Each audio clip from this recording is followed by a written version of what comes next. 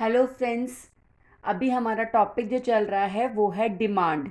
तो अभी तक हम डिमांड पढ़ चुके हैं कि डिमांड होता क्या है, कब डिमांड बढ़ती है, कब कम होती है, ये सब हम पढ़ चुके हैं। हमने डिमांड कर्व भी इनफैक्ट देख लिया है कि डिमांड कर्व जो होता है वो इस तरीके का डाउनवर्ड स्लोपिंग कर्व होता है।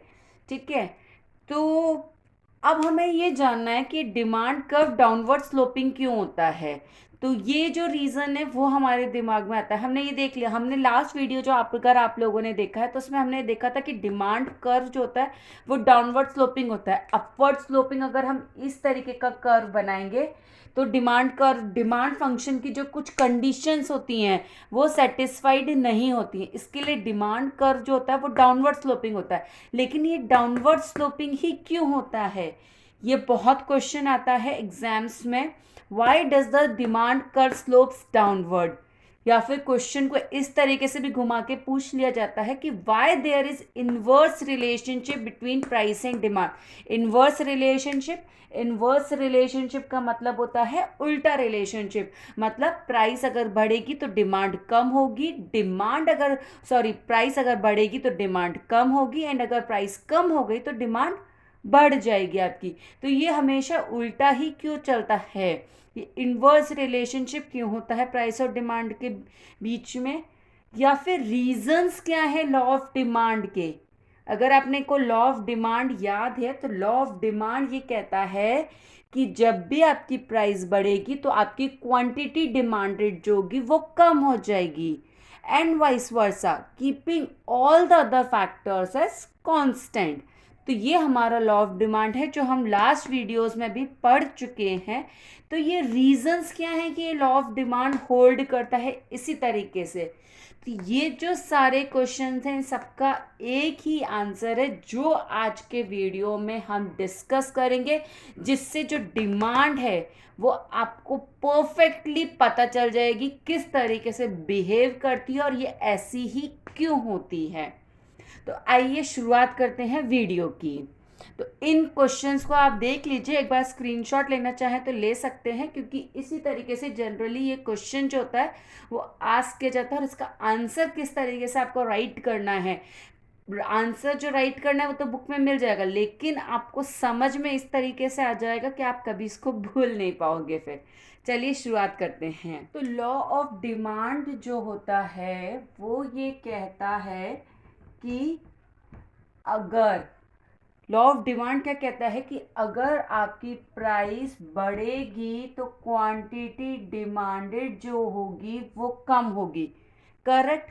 एंड अगर आपकी प्राइस कम हो गई तो क्वांटिटी डिमांडेड बढ़ जाएगी। ये हम अभी लास्ट के 2-3 वीडियोस में हम हमेशा ये एक ही बात कहते आ रहे हैं। तो आज इसका रीज़न जानते हैं कि ये इसी तरीके से क्यों होता है। अब सब लोगों को लगता है कि भाई सिंपल सी बात है कि प्राइस बढ़ेगी तो मेरे को महंगी पड़ेगी तो मैं कम क्वांटिटी खरीदूंगी, और अगर प्राइस कम हो गई तो मुझे सस्ती पड़ेगी, मुझे कम पैसे खर्च करने पड़ेंगे, तो भाई मैं ज़्यादा खरीद लूँगी। आपकी बात बिल्कुल सही है, आप जो रीज़न बोल रहे हैं बिल्कुल वही होता है। लेकिन जब आप इकोनॉमिक्स पढ़ रहे हैं तो इकोनॉमिक्स वाली जो लैंग्वेज होती है जो आपको एग्जाम में एक्सपेक्ट की जाती, आइए आज उसको समझते हैं। बाकी जो आप कह रहे हैं, जो मैं कह रही हूँ, जो हम समझ रहे हैं वो बिल्कुल सही बात है, जनरली ये ही होता है। पर क्यों होता है आइए इकोनॉमिक्स में पढ़ लेते हैं इसको। तो सबसे पहले इस चीज़ के जो होते हैं लॉ ऑफ डिमांड होल्ड करने के 2 रीजंस होते हैं। फर्स्ट रीज़न होता है, जो सबसे फर्स्ट रीज़न होता है वो होता है इनकम इफेक्ट। अब इनकम इफेक्ट क्या होता है, चलिए एक एग्जांपल लेते हैं। सबसे पहले कि मैं एक पैकेट ऑफ चिप्स खरीदती हूँ, चिप्स का एक पैकेट खरीदती हूँ, मुझे चिप्स खाने हैं, जो कि मुझे आता था ₹20 में। ठीक है, 20 रुपीज़ का एक चिप्स का पैकेट मैं खरीदती हूँ। अब क्या हो गया कि चिप्स के पैकेट की प्राइस कुछ कम हो गई, कुछ ऑफर आ गया है, वही पैकेट जो हो गया उसकी प्राइस कम हो गया, ₹15 पर पैकेट हो गई। तो जो चिप्स का पैकेट मुझे 20 रुपीज़ में आता था अब मुझे 15 रुपीज़ में आता है। ठीक है, अब मैंने कितने रुपीज़ सेव कर लिए, मैंने ₹5 सेव कर लिए, ये मेरी सेविंग्स हो गई। ₹5 की सेविंग हो गई चिप्स के पैकेट पे। ठीक है, अब मैं ये ₹5 से क्या कर सकती हूँ, या तो मैं सेव कर सकती हूँ, मेरे पास बच जाए, या फिर मैं एक स्मॉल पैकेट और ख़रीद सकती हूँ जो कि ₹5 का आता है। ठीक है, तो अब मैंने क्या किया, मैंने चिप्स का एक पैकेट ₹15 का ख़रीद लिया, जो कि पहले ₹20 में आता था, सेम क्वांटिटी अब मुझे ₹15 में मिली, और इसके साथ में मैंने जो बचे ₹5 है उससे एक स्मॉल पैकेट ₹5 का भी चिप्स का पैकेट खरीद लिया। यानी कि अब मेरे पास में टोटल 2 पैकेट्स हो गए। जहाँ पहले मैं 1 पैकेट खरीद पाती थी, वहाँ उसकी जगह मैंने 2 पैकेट्स खरीद लिए। तो यानी कि ₹5 का जो पैकेट है वो एक्स्ट्रा खरीद लिया कि नहीं खरीद लिया मैंने। तो यानी कि उसकी क्वांटिटी मैंने ज़्यादा डिमांड कर ली, मुझे ज़रूरत नहीं थी उसकी, मेरे पास ₹5 बच रहे थे, तो मैंने कहा चलो खरीद लेते हैं यार, छोटू पैकेट एक और खरीद लेते हैं, ज़्यादा चिप्स खाने को मिल जाएगी। तो क्या हुआ, प्राइस कम होने से मैंने क्वांटिटी ज़्यादा डिमांड कर दी। करेक्ट। तो ये क्या हुआ है, ये मेरी परचेजिंग पावर बढ़ गई थी।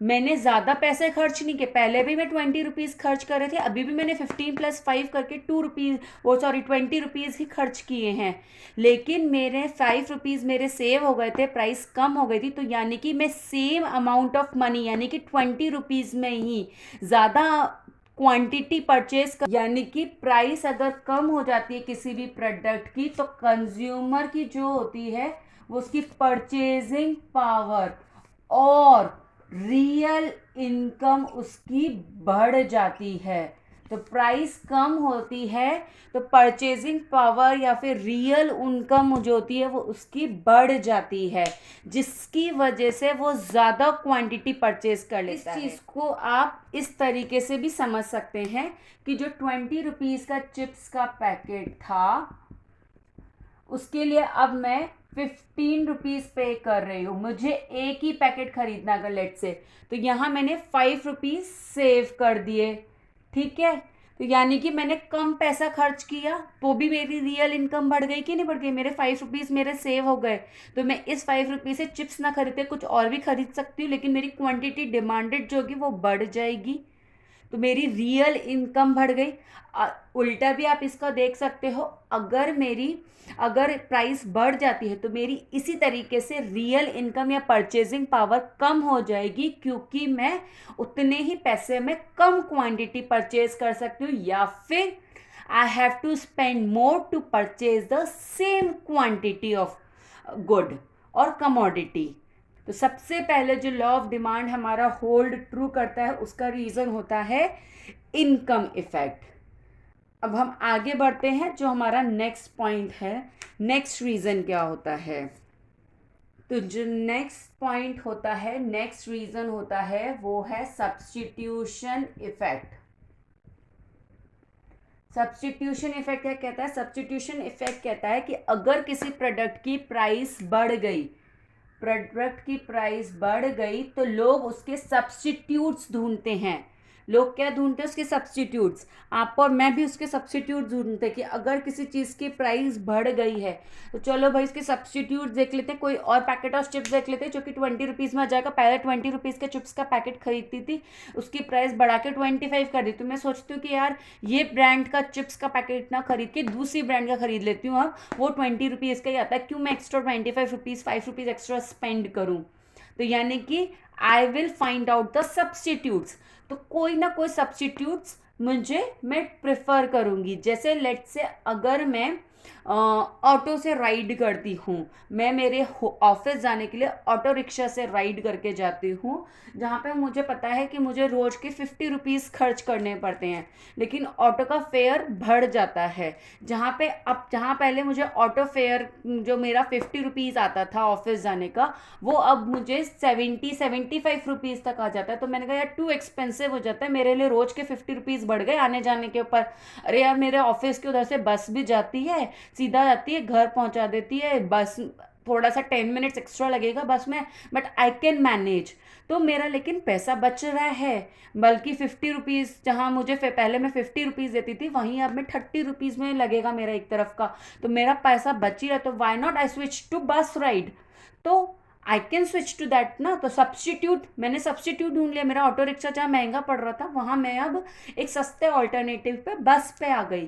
तो it's like everyone does this. कोई भी होता, चाहे हमें कोई खाने पीने की चीज़ हो, चाहे हम लग्जरी आइटम्स देख लें, आप बाइक देख लीजिए, रेफ्रिजरेटर देख लीजिए, एनीथिंग। आप अगर कोई सी चीज़ की प्राइस बढ़ रही है तो आप उसके सब्स्टिट्यूट्स ढूंढोगे। अगर आपको उसको ले better and easy substitute available है, you will definitely switch to that substitute जिसकी प्राइस उसी रेंज में जहाँ पे पहले आप खर्च कर रहे थे। तो यानी कि अगर किसी प्रोडक्ट की प्राइस बढ़ जाती है तो वो एक्सपेंसिव हो जाता है in relation to its substitutes, in relation to its substitutes. और अगर उसकी प्राइस कम हो जाती है तो वो चीपर हो जाता है, चीपर देन सब्स्टिट्यूट्स। तो ये एक फंडामेंटल चीज़ है जो कि सब प्रोडक्ट के साथ में होती है। अगर प्राइस बढ़ेगी तो वो एक्सपेंसिव हो जाएगी in relation to it substitutes, और अगर कम होगी और चीपर देन सब्स्टिट्यूट्स हो जाएगी।